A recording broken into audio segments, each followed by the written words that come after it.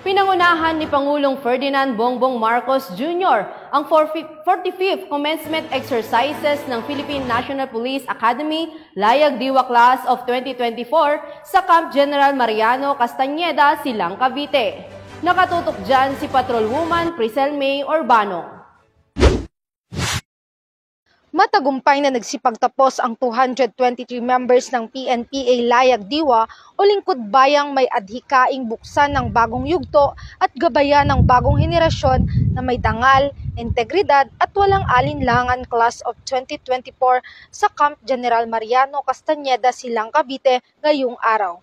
Pinangunahan ni Pangulong Ferdinand Bongbong Marcos Jr. ang programa na kung saan siya ang naging panauhing pandangal sa 45th commencement exercises.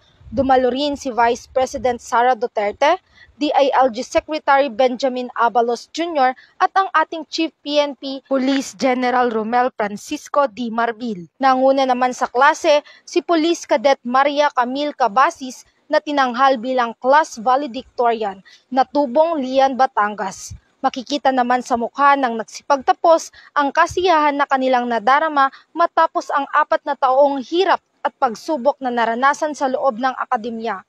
Ganon din ang kanilang mga magulang na walang sawang sumuporta sa kanila. Mula dito sa Silang, Cavite, ako ang inyong Police News Network Correspondent, Patrolwoman Priscel May Urbano, alagad ng batas, tagataguyod ng Balitang Pulis. Salamat, Patrolwoman Urbano.